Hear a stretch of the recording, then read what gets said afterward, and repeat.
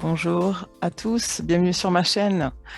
Aujourd'hui, je vous propose un petit journal club.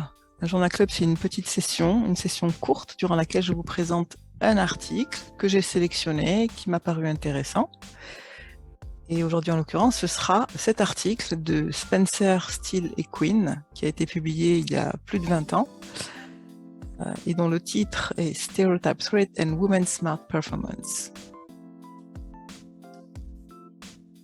Donc cet article est assez célèbre, en tout cas du côté de la psychologie sociale. Il n'est pas très connu du public. Il s'agit d'une expérience de psychologie sociale qui traite d'un sujet qui intéresse tout le monde et qui est très à la mode, très dans l'air du temps. C'est celui des préjugés, des stéréotypes vis-à-vis des femmes en l'occurrence, mais vous verrez que le sujet n'est pas tant celui des femmes que de la mécanique des préjugés, de la manière dont ces préjugés sont auto-confirmés par les statistiques. Donc le préjugé qu'ils ont choisi d'étudier dans cet article, c'est celui d'après lequel les femmes seraient moins capables que les hommes en mathématiques. Quand on observe les statistiques, ces préjugés semblent être confirmés. Et la question qui se pose, c'est quelle est la cause et quel est l'effet, la performance ou le préjugé, le stéréotype lui-même. Ils ont analysé, démontré que c'était bel et bien le préjugé et les croyances a priori qui pouvaient influencer la performance. Donc comment est-ce qu'ils ont fait ça ? Ils ont tout simplement comparé la performance de deux groupes. Donc le groupe qui est avantagé par le stéréotype versus le groupe non avantagé par le stéréotype dans une même tâche. Donc la tâche en question, c'est un exercice de mathématiques vu qu'il est question d'étudier le préjugé d'après lequel des femmes seraient moins bonnes en mathématiques. Et ce qui est intéressant dans cet article, c'est leur méthode. Ils ont uniquement manipulé la manière de représenter la situation. La tâche, l'exercice est exactement la même. Les participants à ce test de mathématiques ont exactement le même niveau, ont exactement les mêmes qualifications.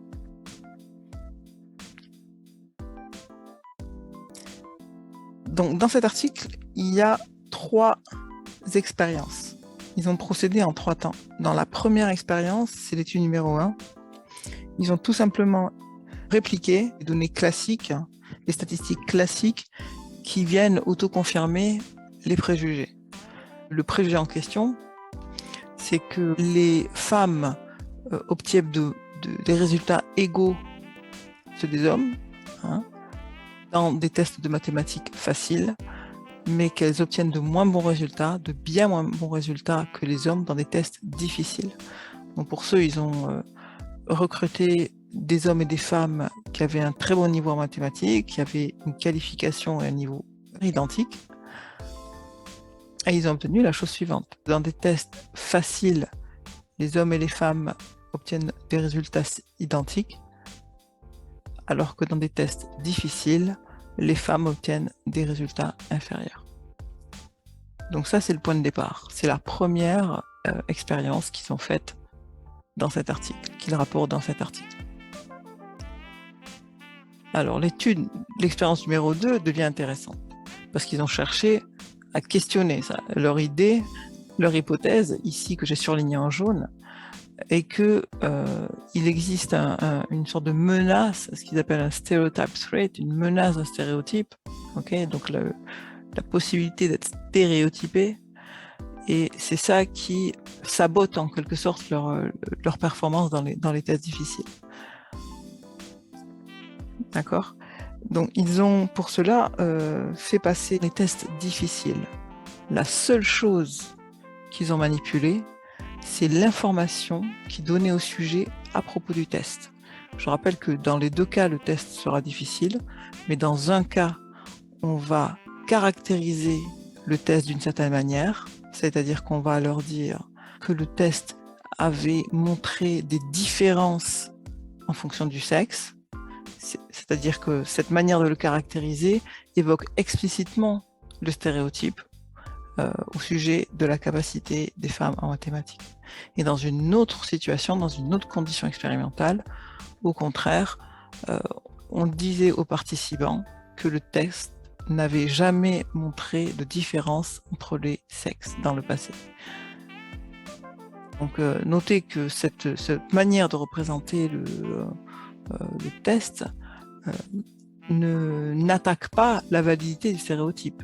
Elle dit simplement que ce test-là n'a jamais montré de différence entre les hommes et les femmes. Voilà.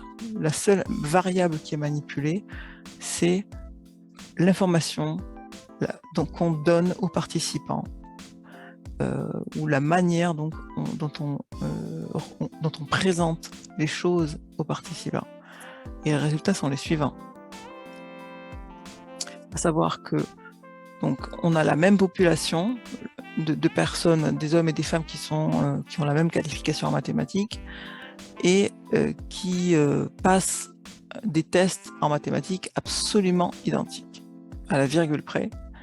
C'est simplement que dans ce cas-là, on a dit au sujet qu'on leur a donné des croyances a priori sur le test, à savoir qu'il pourrait générer des différences en faveur des hommes.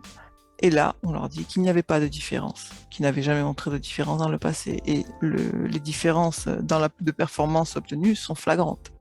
Ce qui est intéressant, c'est que les femmes augmentent la performance dans cette condition-là, c'est-à-dire qu'il n'y a pas de différence entre les sexes, mais les hommes sont moins bons également, c'est-à-dire que le groupe qui est avantagé par le stéréotype diminue sa performance.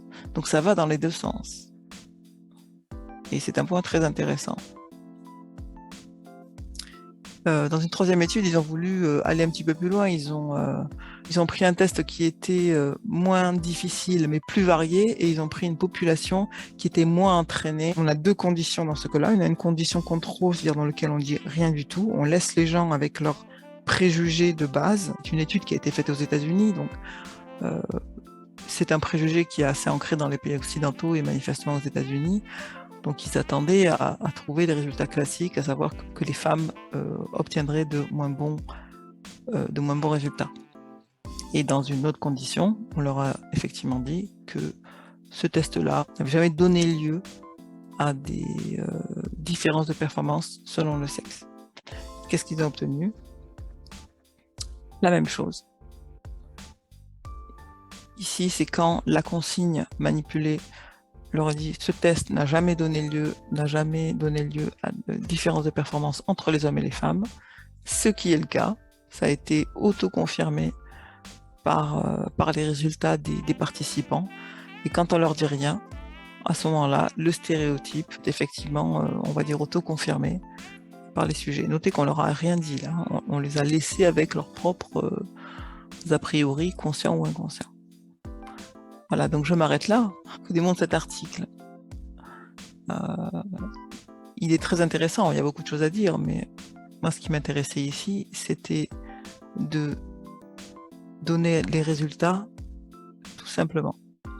Les méthodes, les résultats, sans les commenter plus que ça. Ce qui a été démontré, c'est que la manière dont on représente une situation, l'information qu'on manipule, les mots qu'on choisit, impactent directement le comportement et la performance des autres, des sujets. Et l'information qu'on donne aux sujets, qu'on manipule, qu'on leur donne, est essentielle et suffisante pour générer des effets de groupe. Voilà, c'est ce qui a été démontré ici. J'en profite quand même pour noter que l'un des auteurs, Claude Steele, a généralisé cette mécanique au problème du racisme et de la performance des étudiants noirs aux États-Unis. Voilà, donc cette expérience est très intéressante parce qu'elle pointe le doigt sur un mécanisme de notre cerveau social, on va dire, qui est très intéressant et très subtil. Et dont on devrait prendre conscience pour, pas simplement agir, mais pour analyser tout ce qui se passe autour de nous et les phénomènes de groupe sur les réseaux sociaux, dans les médias, etc. Voilà, je m'arrête ici. Je vous remercie de votre intérêt, de votre attention et je vous dis à très bientôt pour un prochain Journal Club.